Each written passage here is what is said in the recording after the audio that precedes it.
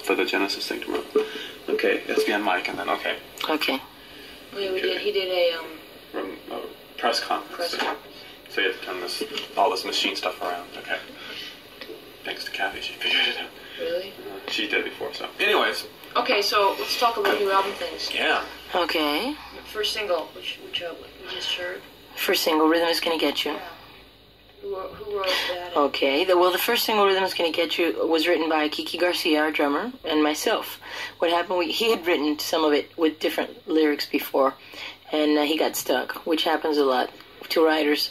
And he gave it to me. I remember we were doing Miss Universe in Panama, and we're sitting backstage singing this thing, and he's playing on his leg, his favorite instrument, and he just sang it to me, and he said, please see if you can finish this, because I'm kind of stuck. So then I took it, and while we were on the road, I finished writing it. And the idea for all the chants and things actually came when we were in the studio, that we were looking for something to give that kind of feel to the tune, because we were looking for very rhythmic, very percussive type things, and we thought that we would do that with vocals also. So that's where all the chants and things that people could repeat and just have fun live. So that's where that tune came from, and it really didn't get picked to be the single until the last minute on the album. It was going to be Bet You Say That to All the Girls, and that's going to be the second single now, but Rhythm was true. After they heard it, the record company heard it, they said no, that this is the first single. Besides, Conga had been since '85 that they hadn't heard anything like this, so that's why we picked that one. Yeah, is that everybody in the band there chanting? Yeah. That's all. And even me, we took the ones that are going, yeah, yeah, whoa, that's me and this other guy. We slowed the tape down, and then I sang like an octave low as I could go, and then we sped the tape up and sang it like an octave lower, so when we brought it down, it's like, it sounds like big 500-pound men. It's actually one of me.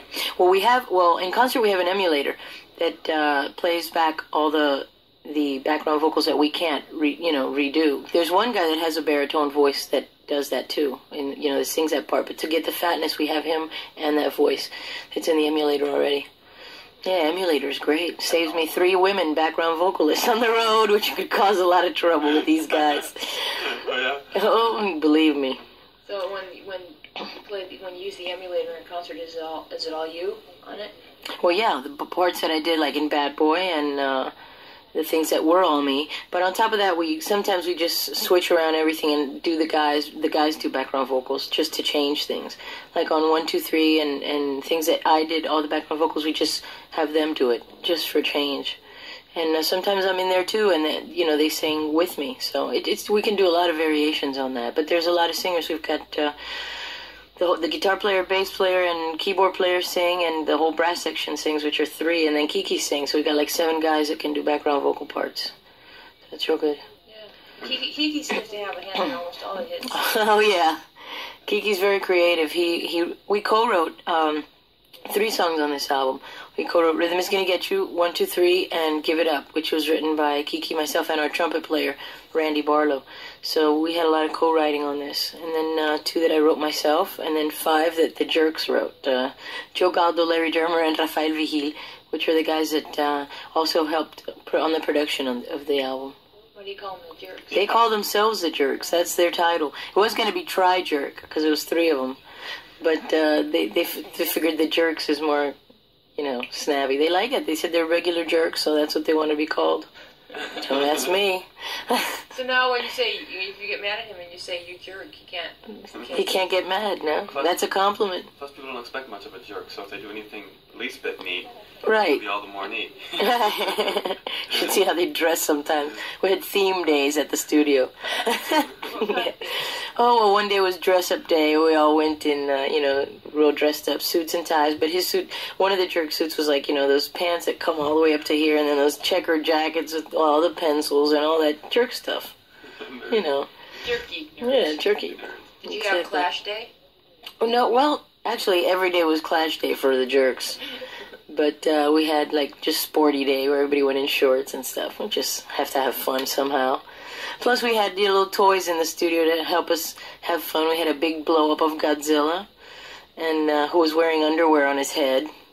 And we had a shark, a big blown-up shark. That was the mascot for the whole production. Everybody autographed, and he had Bo on his head. And Just that kind of stuff. It's a lot of fun.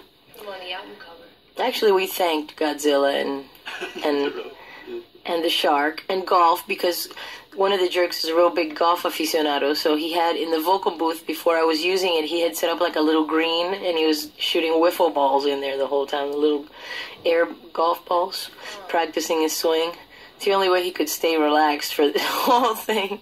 Okay, well, I have the toy for you for your next album because this is what has helped us around the office. We have slinkies. Oh yeah, those are fun. We have little slinky wars too at times. We have. Slinkies. How do you have slinky wars? Well, you just kind of like they're not the plastic slinkies, and so they're kind of safe. They're the new wave slinkies. Yeah, Oh. so they're like I've seen neon, those. like neon lit slinkies, and they glow in the dark and stuff. And you just kind of like get them at both ends. You just go, Oh. and you try to attack each other with your slinkies. You don't have races like down the steps and stuff, slinky We races? don't have steps. We'll have to. We An built elevator. we built steps out of boxes one day so we could get it to do it, but then we took them down because it was We had salespeople coming in, so. yeah. They're plastic, aren't they, those new ones? The new ones are We have two people wanted the old kind, so we have two old-fashioned slinkies and about Yeah, those go down the steps better, I think, because the Yeah. weight, those old-fashioned slinkies. Does Najib have slinkies? No, he doesn't. No. He'd probably like one. He probably would, but he's got so much stuff already, we're taking stuff away.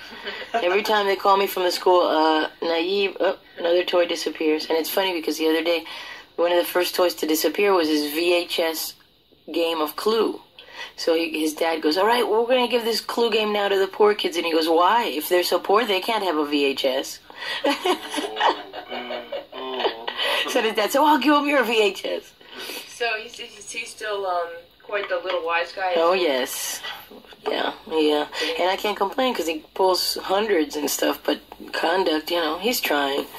Maybe he's too smart. Yeah, that's what we think, but he's too smart for his own good. So These little schemes he comes up with. he's doing real well. He's doing better conduct-wise, of course, after we're taking all his things away. Coming off like your last album, all the success, all the great deals, you probably the band, from the Miami sound, the whole thing. You are the reigning band. I would think at least. Was there a worry going into this album that you might get into the sophomore slump? I mean, that's always something everyone has to worry about. There's always a worry. It's always a worry, not even if you're not a sophomore, if you're like a junior or senior. I think that material and songs are the main thing on an album. That's what we go for anyway. And you always worry because you figure, I know every time I write a song, I say, my God, will I ever be able to write another one? Because the process is so strange. I mean, it's nothing like that. You get up and you it's not a routine thing. It's something that just comes or doesn't. You sit there and you try, and sometimes it happens really quick. Sometimes it takes months. Sometimes it's nothing that you can say, okay, I think I'll write a song now, So you can try to do that, but you never know how good it's going to be or if it's going to be up to, your last standard. So until you're finished with the writing on the album, there's a lot of pressure. And this year, of course, when we'd been on the road so much, we were all real tired, and you can't write too well on the road. So we took October off and just to write. And we were all thinking, let's see what happens. But when we had all the material and we had picked it, everything, about to go into the studio, the pressure was off. Because then we knew that we had the songs. That's Do you think you might write better with pressure? Or? I write better under pressure. But it's not a nice thing to have. I mean, I know for a fact that I write better when I'm under pressure. But I don't like it. I mean, make it fun. No, it doesn't make it fun at all because you think, oh my God, I've got to do this and this and this and this. But sometimes out of pressure, you come up with a lot of things. Sometimes not. I know what it's like. Is like because I'm a writer too, and it's whereas most people could say, oh, I have to go to work and get this done, and they could just go to work and get the work done. Mm-hmm. They know that they know how and will get the work done. But when you have something creative to do, like a joke to write, or you have to write 10 bits or 10. The comedy, I think, is equivalent to the music because it's like either the punchline is there or it's not. Exactly. It's not. It's either it's funny or it's not. Either it's a good song or it's not. And if it doesn't come, it's not like you're not trying. Right. You could be trying your hardest, and sometimes when you try the hardest, it's the worst because inspiration is the best, and inspiration comes and it's quick. I mean, sometimes I've written a song in 5 minutes, and I haven't had to touch it. When other times I've had to labor over a song, I'm not happy with it, I have to change it, and it takes me, so what I do is leave it, and then, sometimes 3 weeks down the road, boy, this would have been great for that, so I go back, and then I write it real quick, But it's never the same process. With each song, it's different. I'm sure, like as you say, with each joke, with each thing that you write, it's different. It's that's why it's so hard. Creativity is nothing that you could just say, oh, I think I'll be creative now. It has to come to you. I don't know. It's hard. Do you ever run stuff by Emilio? Oh, sure. No, he's my ears. He's got a great commercial ear, and not only commercial, but he knows what people are going to like. He knew. I know on this album there's a song called 1, 2, 3 that we were really wondering, should we put it on? Should we not put it on? Should we put it? Because it's really like very pop and very, it's a very simple tune, and very catchy. And Emilio goes, that song's a hit. That song is a big hit. And we say, well, we'll put it on. What the hell? And everybody that listens to, well, Japan is calling now that they want to put this song out, and we're going, no, wait, you gotta wait, follow the single releases. But everybody that hears it, they just love that song. In Miami, when they premiered the single, Rhythm Is Gonna Get You, somebody somehow on the radio had gotten a copy of the tape, and I don't know how, because they're still trying to find out. And all of a sudden I hear 1, 2, 3 on the radio. I go, what's going on? We called the record company, and, they put a stop to it. But still, it was like everybody goes.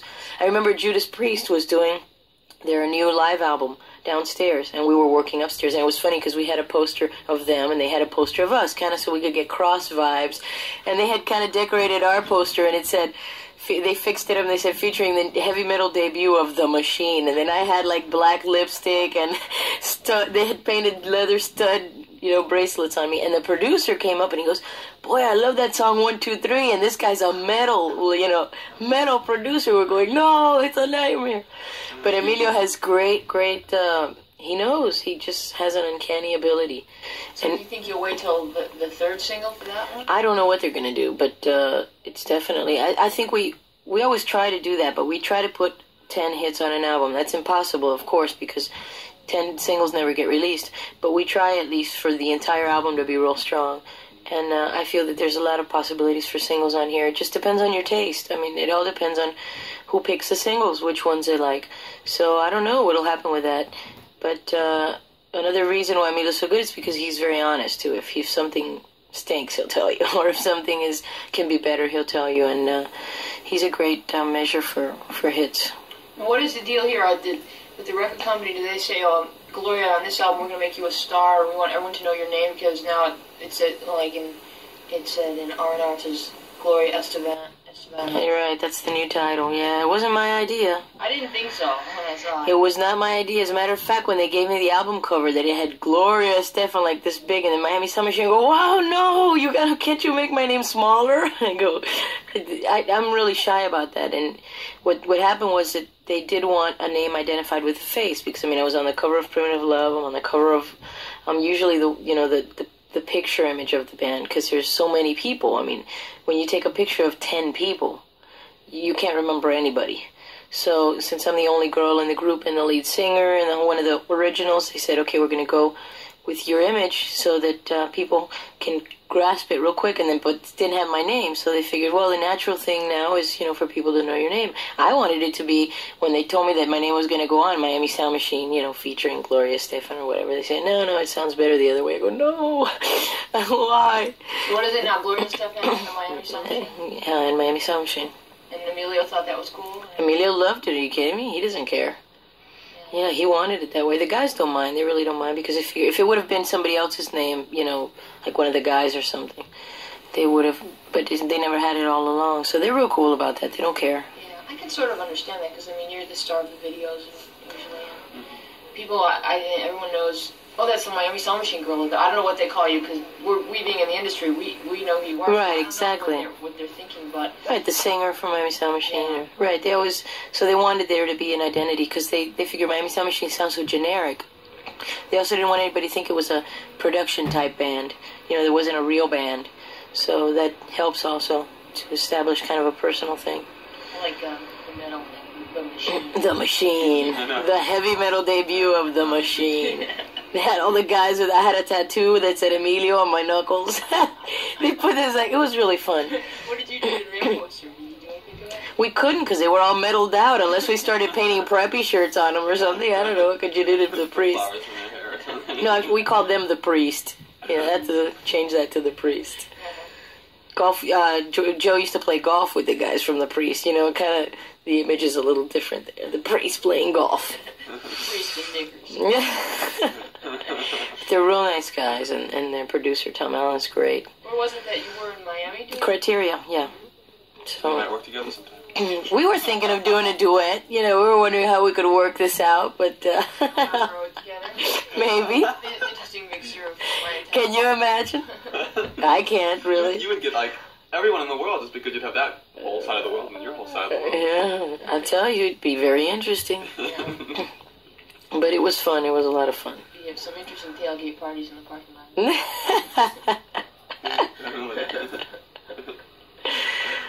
So do you know having the Gloria Estefan, Right.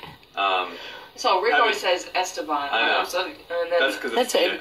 I'm tired of correcting him. American Yeah, slang. he tries to be Spanish. He tries to say Esteban. Yo soy mexicano So I'm total. just saying Stefan. But anyway, I corrected him like 5 times on it. It doesn't matter because really that name was made up too because what it really is, it's a Lebanese name. It's Right. Esven. And when my husband's family went into Cuba, they couldn't pronounce it, so they gave him the closest thing to it, which was a Stefan. Right. It's just all the vowels all together when Gloria Estefan. Yeah, Seven. What was your name Seven. before you got married? What was your name? Fajardo. It's even harder than a Stefan. And it's with a J though, so Americans call it Fajardo. Yeah. That probably gets on your nerves. No, it doesn't matter. I like a Stefan better. Yeah. But anyway, back to my question. Yes, we Basically being that once you become identified as such, it seems to, in the mind, not on paper, but in the minds of the people and maybe record companies, that you're free to do other things as go sing on Myself. with George Michael, Right. or Paul Simon. I don't know, just someone, I mean, I don't think Paul Simon did. Yeah, I don't think so. you know what I'm saying? Yeah, I know what you mean. You're free to go off and do stuff. It seems that way in the minds of people. At least when I see something like that, it tends to cause those kind of. She's Well- gonna dance fever and she's gonna what else? I can be on Hollywood Squares. That's right. That's it. So, like, basically, it gets down to us. Will you be in the Hollywood Square? Well, John. Well, it leaves a lot of possibilities open, I gather. But I don't know. Right now, we're going to be touring for an entire year, and we're going to be so busy that right now I don't see anything in the near future like that. You never know. I mean, if the opportunity arises. But what tends to happen, we got offers to do duets before this album came out, which I, with pain in my heart, had to turn down only because, I would have loved to. It was Maurice White, I would have loved to because I'm a big fan.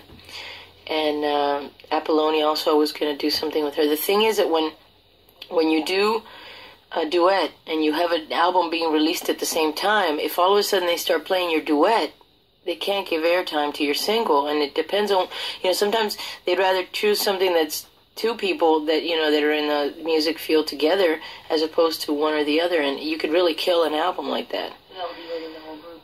Yeah, exactly. So I wouldn't do something like that, So, but later on, after this album is over, maybe between albums or, if we take a break or something, that'd be an interesting possibility. There's people that I would love to work with, but you never know. Moment has to come, I guess. What about movie soundtrack stuff? We did too last time. We did Top Gun, which, thank God, because it sold I don't know how many millions of copies. That was great.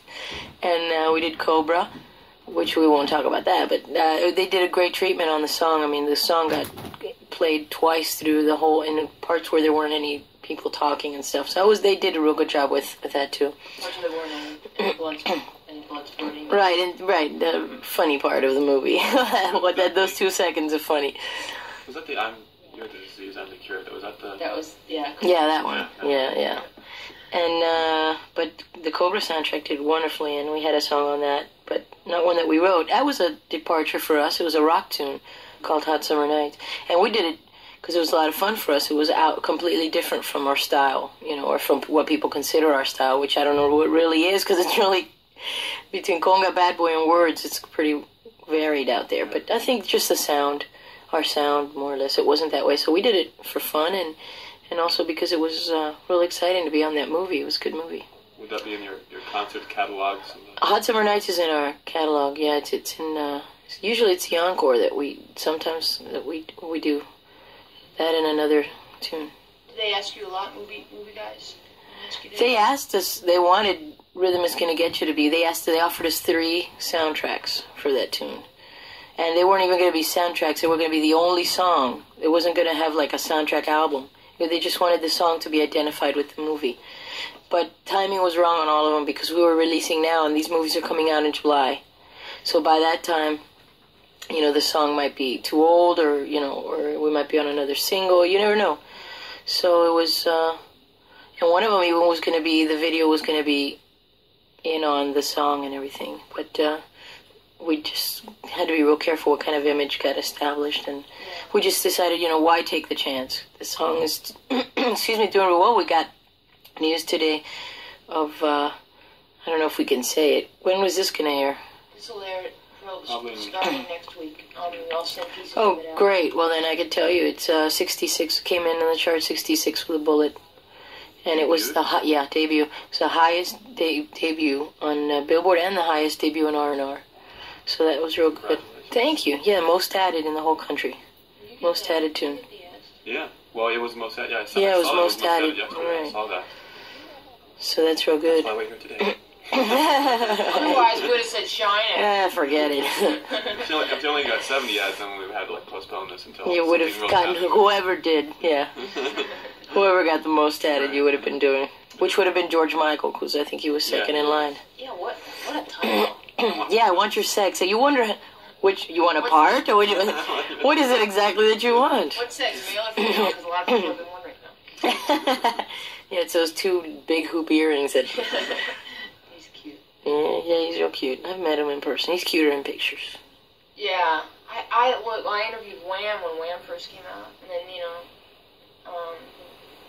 that was like about 3 years ago. As both of them you interviewed. Yeah. I thought Andrew was really cute. Yeah, and they were funny together. I mean, they were funny guys. Like they give each other a hard time. And, Right. I mean, they were really. It was a funny interview. They're very, very witty. I wonder what he's doing now, Andrew. Andrew. Well, Race car He's driver. probably into movies. He was cracking up a bunch of race cars. See, people wanted him in the race car because it brought more fans to the event. But then after a while, he cracked up so many race cars. He finally said, Is that the motive behind it?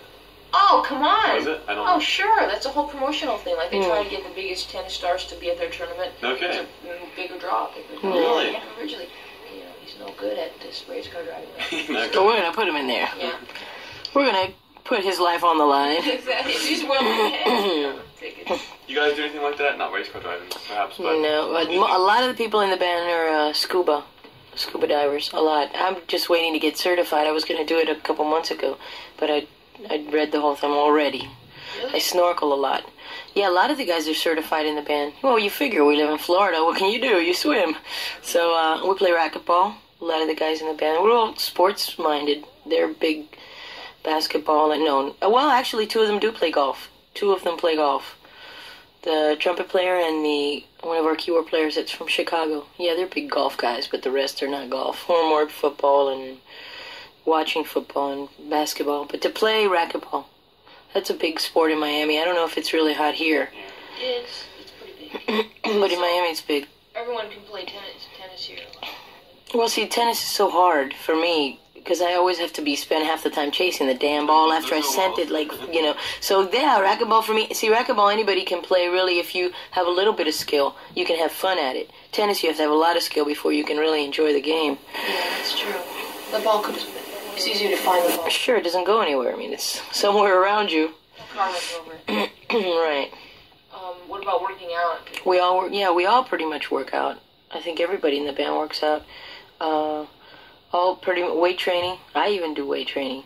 I find that's the thing that changes my body the quickest. And we're all into that. So we try to find hotels with gyms. If not, we run or, we do something to stay in shape. Does it make you feel better about yourself when you're on stage or when you're in a video and they put you in this weird outfit?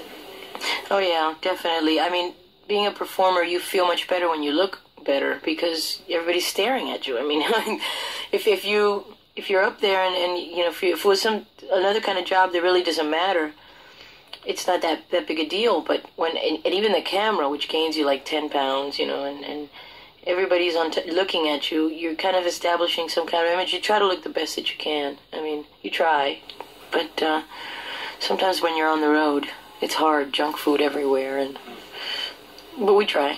How old is Naeem now? Naeem's going to be 7 in September. Does he want to sing on any of the albums? Not really. He's a ham. He says he wants to be a magician.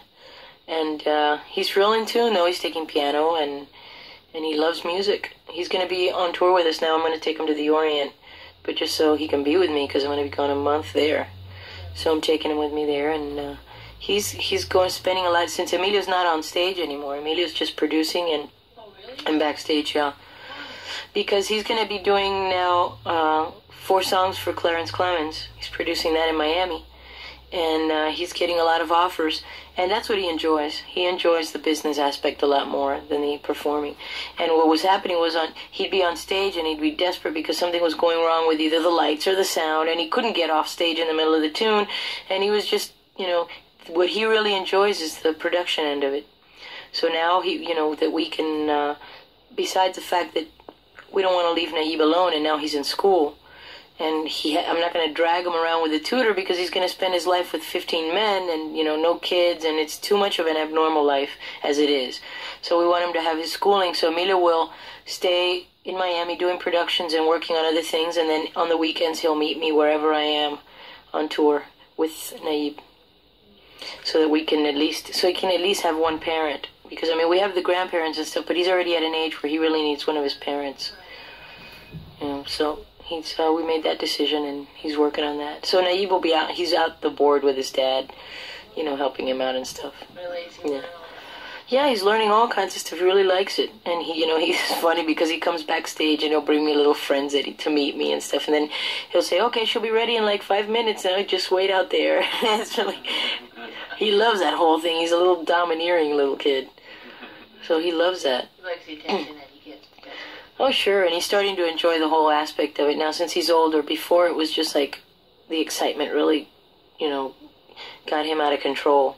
But now he's really learning, how to be around that whole thing. And he loves it. He loves getting on stage at sound checks and playing Kiki's drums and playing the piano.